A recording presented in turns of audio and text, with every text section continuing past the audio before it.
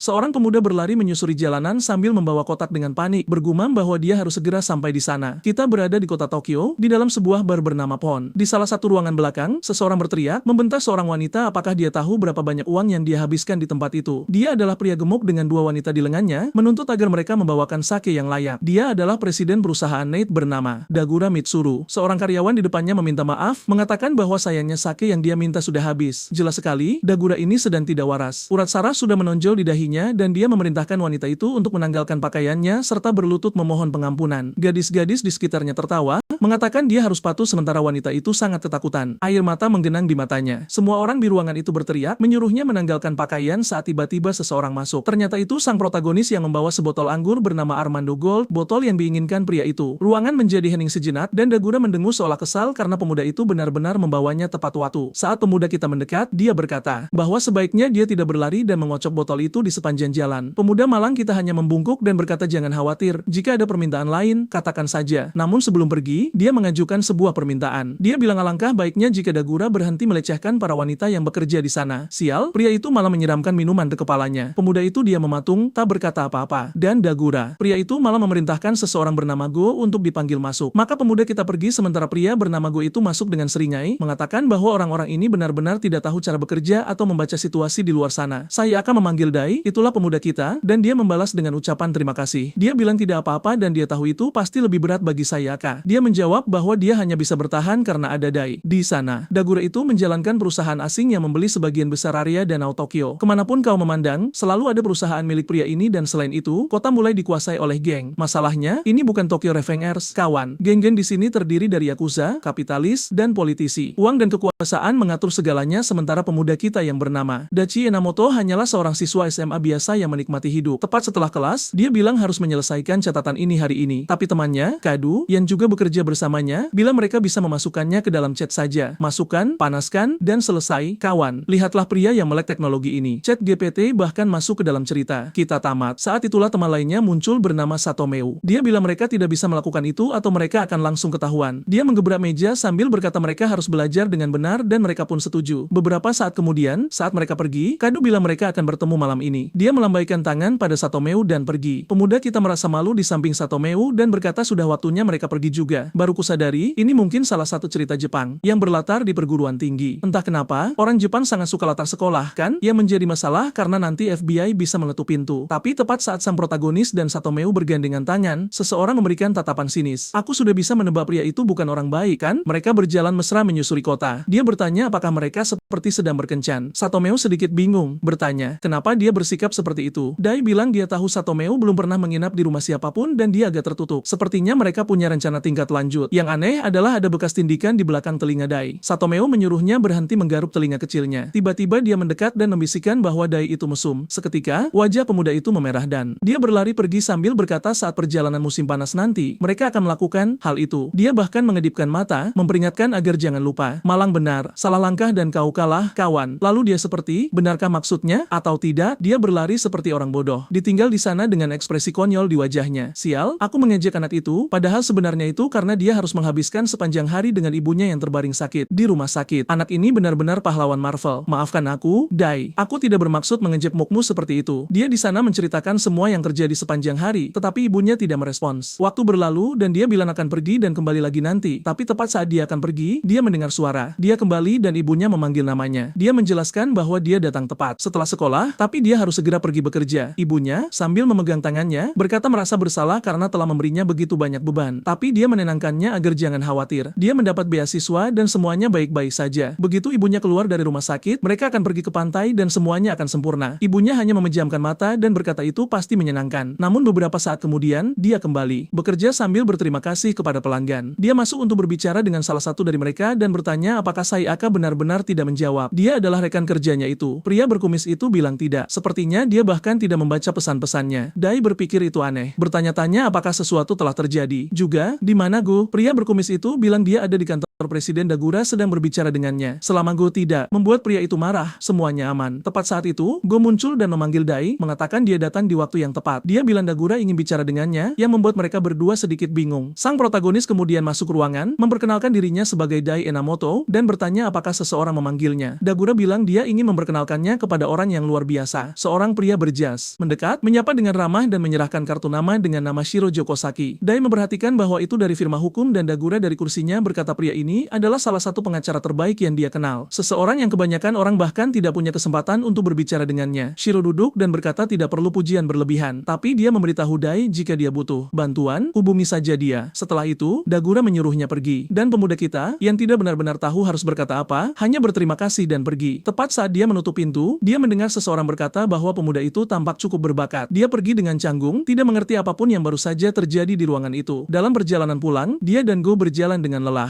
Dai bertanya kepada temannya bagaimana dia membereskan kekacauan kemarin dengan Dagura, dan dia menjawab bahwa manajer memanggilnya untuk minum-minum dan semuanya sudah beres. Tepat saat itu, ponsel Dai berdering, dan dia melihat pesan dari Sayaka, mengatakan dia ingin berbicara dengannya tentang sesuatu dan bertanya apakah dia bisa datang ke Hotel Grand West. Dia bilang itu sesuatu yang sudah lama dia inginkan, dan mereka berdua hanya diam di sana tidak tahu apa yang sedang terjadi. Go langsung bilang itu mungkin sebuah pernyataan cinta dan pemuda kita menyuruhnya jangan konyol karena Sayaka tidak mungkin mengatakan hal seperti itu tiba-tiba, tapi dia bilang mereka akan pergi bersama untuk memastikannya. Beberapa saat kemudian, mereka sampai di hotel yang sangat mewah. Dai bahkan belum pernah menginjakan kaki di tempat semewah itu. Kemudian Sayaka mengirim pesan yang menyuruhnya untuk datang ke kamar 1815 dalam 10 menit sendirian. Sang protagonis agak bingung, tapi gue bilang godaan Sayaka ini mulai serius. Dia sepertinya menginginkan Dai, jadi lebih baik dia pergi saja. Dai tidak tahu harus merespons apa, tapi setidaknya dia harus pergi. Dan dia benar. Saat dia berbalik sambil tertawa, Go memegang lengannya dan menyuruhnya menunggu. Dia menyerahkan sebuah minuman energi, berkata, ini jenis yang bagus. Dia tahu temannya belum banyak tidur, jadi dia akan kehabisan tenaga. Berapa peluang tidak ada apa-apa di dalam minuman itu, kan? Benar-benar nol. Tapi jujur saja pada Dai sejauh ini, dia belum menunjukkan hal yang mencurigakan, kan? Jadi, sepertinya dia memang benar-benar teman sejati. Dan temannya itu bilang lebih baik dia meminumnya. Sekarang, kalau tidak efeknya tidak akan bereaksi di waktu yang tepat. Dai bilang itu masuk akal dan meminum seteguk pertama, tapi jelas Go hanya memberikan tatapan jahat itu. Dai mengembalikannya sambil berkata Go bisa meminum sisanya dan Go berterima kasih. Saat dia pergi, Go bilang jangan khawatir dia tidak akan mengadu pada Satomeo. Tapi Dai berjalan pergi sambil berkata tidak seperti itu. Dia tidak punya hubungan semacam itu dengan gadis gila itu. Naik lift, dia sangat bingung, tidak mengerti apa yang dibicarakan pria itu. Tapi dia ingat bahwa, ya, itu benar-benar tampak seperti sesuatu yang serius. Yang tidak dia mengerti adalah mengapa Sayaka memanggilnya ke tempat mewah seperti itu. Mungkin itu pernyataan cinta, tapi dia sedang berkencan dengan Satomeo, jadi itu tidak masuk akal. Tapi tepat pada saat itu, sesuatu mulai berubah dalam dirinya, dan dia merasa pusing. Ketika pintu lift terbuka di lantai 18, dia melihat lorong itu berputar, tampak 3D, dan melengkung. Dia terus menatap pintu-pintu, mencoba mencari kamar 1815, ketika tiba-tiba dia pingsan. Tepat saat itu, pintu terbuka, dan seseorang di dalam menatapnya ke bawah. Beberapa saat kemudian, Dai terbangun di dalam kamar. Lengannya penuh luka goresan. Dia memegang kepalanya yang kesakitan, dan tepat di sampingnya ada tubuh Sayaka yang tak bernyawa, dengan mata terbalik. Jelas saja, Dai terkejut, tersentak mundur, dan bertanya-tanya mengapa dia ada di sana. Seluruh ruangan berantakan. Tapi tentu saja, dia tidak ingat apa-apa. Dia bertanya pada diri sendiri apakah dia telah melakukan sesuatu atau bagaimana dia bisa berakhir di sana. Mengapa Sayaka mati? Mengapa dia tanpa pakaian? Apa yang terjadi? Tiba-tiba dia merasakan sakit dan saat melihat tangannya, ada banyak luka sayatan. Tepat saat itu, polisi mengetuk pintu. Pemuda malang itu masih belum mengerti apa yang terjadi dan merasa lega seseorang datang membantu. Tapi jelas saja, begitu dia membuka pintu, tersangka utama langsung dihempaskan ke lantai. Wajahnya menghantam lantai, dia ditindih, dan polisi mulai menggeledah ruangan. Para penyelidik bertanya-tanya apakah mereka datang terlambat. Sementara Dai ingin tahu apa yang terjadi. Salah satu petugas menyuruhnya berhenti berpura-pura, dan pemuda kita mencoba menjelaskan bahwa dia tidak terlibat, dan dia bahkan tidak tahu apa yang terjadi. Tapi petugas itu menyuruhnya diam. Adegan berikutnya, hujan deras mengguyur. Di penjara, Dai tiba, dan begitulah jelasnya mereka menjebak pemuda kita. Dan di sanalah dia dibawa pergi. Menontonnya diseret ke penjara. Lihatlah si keparat kadu di sana yang tersenyum. Dia sempat memanggil pengacara. Dan siapa yang dia panggil? Satu-satunya yang dia kenal, Jokosaki, teman Presiden Dagura dari perusahaan itu. Dia berterima kasih karena sudah datang dan pria itu bilang dia tahu Dai pasti khawatir tapi mintanya untuk tenang. Dia akan membantunya. Pemuda kita menjadi emosional dan berkata dia mengandalkannya. Kemudian pria itu mulai membaca beberapa berkas. Enamoto Dai, 20 tahun. Hari itu, dia diundang oleh Tanaka Sayaka untuk menemuinya di Hotel Grand West. Setelah mengonsumsi alkohol dan zat lainnya, mereka menghabiskan malam yang intim dan setelah pertengkaran, dia akhirnya membunuhnya. Jelas saja, Dai menggebrak meja dan berkata itu jauh dari kebenaran. Joko Saki menyuruhnya tenang, mengatakan bahwa semua yang dia baca hanyalah dugaan polisi tentang apa yang terjadi. Dai mencoba menjelaskan bahwa dia tidak melakukannya dan tidak akan pernah melakukan hal seperti itu. Dia meminta untuk berbicara dengan beberapa temannya yang juga mengetahui situasinya. Joko Saki bilang mereka sudah bicara dengan Kabo Tego. Bukan hanya dia, tapi juga Kadu dan pacarnya, Satomeu. Sekarang, pemuda itu ingat Satomeu dan tahu dia pasti sangat khawatir. Belum lagi, dia punya ibu di rumah sakit. Jika ibunya tahu dia terlibat dalam insiden semacam ini, itu akan menghancurkannya. Joko Saki bertanya apakah dia minum atau tidak semalam karena alkohol terdeteksi dalam tubuhnya. Dai hanya bilang dia tidak. Ingat, dia merasa normal sampai tiba di tempat itu. Kemudian Joko Saki berkata orang-orang di kantor bilang dia sepertinya tidak kuat menahan alkohol. Jadi sepertinya itulah yang terjadi. Ditambah lagi, jejak obat-obatan terlarang ditemukan di urinnya. Sekali lagi, Dai menggebrak meja dan berdiri, berseru dia tidak pernah menggunakan hal semacam itu. Joko Saki terus memintanya tenang. Kain dengan DNA-nya ditemukan di bawah kuku gadis itu. Dengan kata lain, dia mencakar Dai sebelum meninggal. Yang dia yakini terjadi adalah dalam kemarahan. Mungkin Dai mencekiknya, dan dia mencoba melepaskan diri sambil mencakarnya. Dai terduduk lemas sambil berkata hal seperti itu mustahil terjadi. Joko Saki bilang itu tidak apa-apa. Dia bisa menyangkalnya karena itu haknya. Tapi dia harus berterus terang. Jika dia berjuang membuktikan ketidakbersalahannya, dia pasti akan berakhir dengan hukuman penjara yang jauh lebih lama. Dai tertunduk, berkata dia tidak bisa menjalani hal seperti itu. Dia punya ibu yang sakit di rumah sakit. Dia harus bekerja untuk membiayai tempat itu, dan jika dia tidak di sisinya, ibunya akan sendirian. Sial,